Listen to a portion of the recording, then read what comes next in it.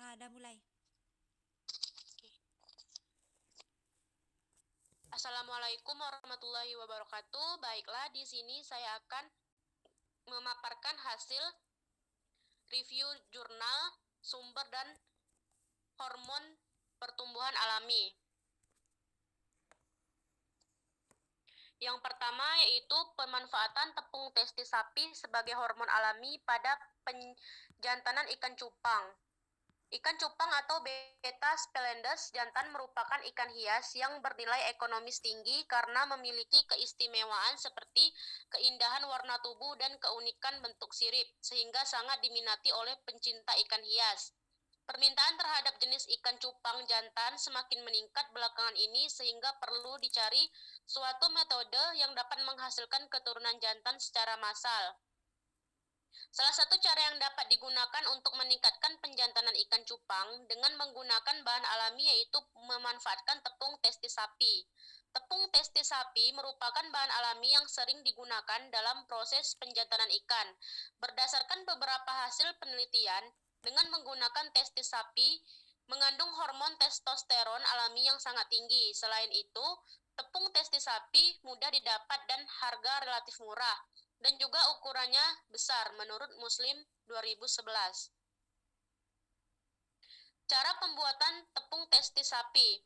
Tepung testis sapi ini dibuat dengan cara menguliti testis segar, kemudian dibelah memanjang lalu dibuka kulit dalam, dicacah atau dipotong kecil. Setelah itu dimasukkan ke dalam tabung, dibekukan dalam freezer selama 24 jam. Tabung dipasang pada freezer dry selama 24 jam dengan suhu minus 75 derajat Celcius dalam tekanan minus 0,1 MPa. Setelah kering, testes di blender lalu diayak saringan halus.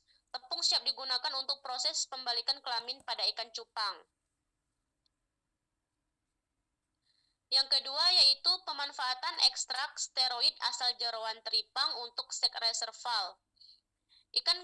Ikan gapi atau Poecilia reticulata peters merupakan salah satu jenis ikan hias air tawar yang banyak digemari masyarakat, terutama ikan gapi jantan karena lebih menarik dibandingkan ikan betina.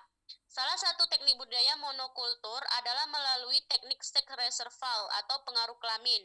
Seks reserval umumnya dilakukan dengan menggunakan steroid baik melalui perendaman, penyuntikan, atau secara oral melalui pemberian pakan.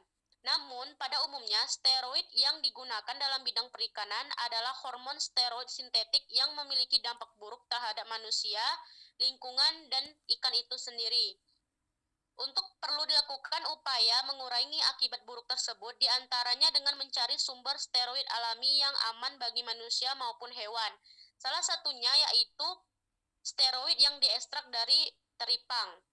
Berbagai penelitian menyebutkan bahwa teripang termasuk biota laut yang memiliki kandungan protein yang tinggi, kadar lemak rendah, serta dipercaya sebagai aphrodisiaka karena mengandung steroid tinggi.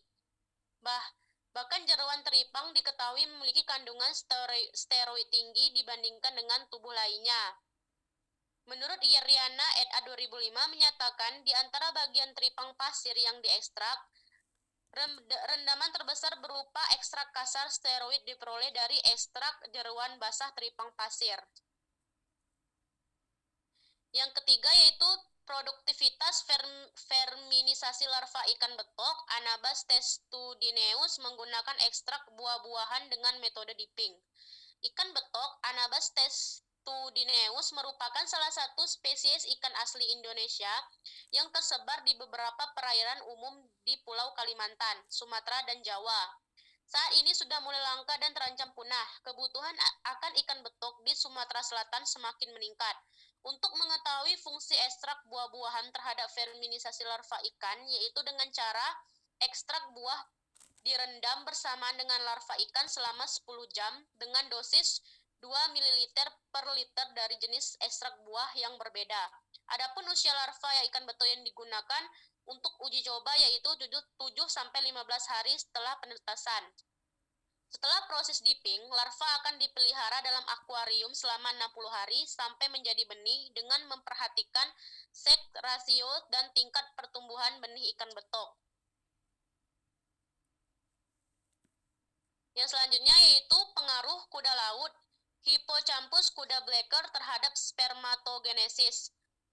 Mencit atau mus muculatus jantan. Kuda laut atau Hippocampus kuda Blecker merupakan vertebrata yang tergolong bangsa ikan trompet yang umumnya dimanfaatkan sebagai ikan hias dan sebagai obat tradisional. Pemanfaatan kuda laut sebagai obat disebabkan adanya afrodisiak. Menurut Wilmana 1980 menyatakan bahwa afrodisiak dapat diartikan sebagai obat atau zat yang dapat merangsang dan meningkatkan kemampuan seksualitas ikan. Proses spermatogenesis berlangsung di tubulus seminiferus testis, sehingga jika terjadi perubahan jumlah sel-sel spermatogenetik dalam potongan melintang tubulus seminiferus pada tahap tertentu merupakan indikator adanya gangguan pada proses spermatogenesis. Hal ini disebabkan jumlah sel spermatosit merupakan petunjuk berlangsungnya meiosis. Jumlah spermatid menjadi indikator terjadinya proses spermatogenesis dan jumlah total sel-sel spermatogenetik merupakan indikator berlangsungnya proses spermatogenesis secara keseluruhan. Yang terakhir yaitu pemanfaatan air kelapa Cocos nucifera untuk maskulinisasi ikan gupi Poecilia reticulata. Ikan gupi Poecilia reticulata atau dikenal sebagai millionfish atau rainbow fish merupakan salah satu komoditas ikan hias yang diminati oleh pasar dunia. Salah satu cara dapat diterapkan dalam kegiatan produksi ikan jantan yaitu dengan proses pengembalian kelamin atau seks reserval dari betina ke jantan atau maskulinisasi. Maskulinisasi dalam budidaya ikan umumnya menggunakan hormon steroid sintesis seperti 17 metil testosteron atau bahan alami yang bersumber dari hewan dan tanaman.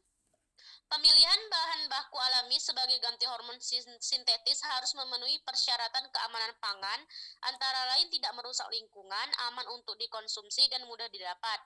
Air kelapa mempunyai potensi untuk dimanfaatkan sebagai bahan pengganti hormon sintesis karena hampir di seluruh daerah Indonesia ditanami oleh kelapa.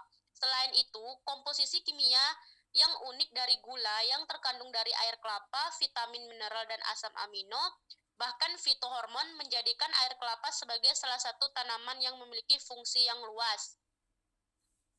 Selain fitohormon, kandungan ion kalium dalam air kelapa juga berperan dalam seks reserval. Baiklah, hanya itu yang dapat saya jelaskan. Sekian dan terima kasih.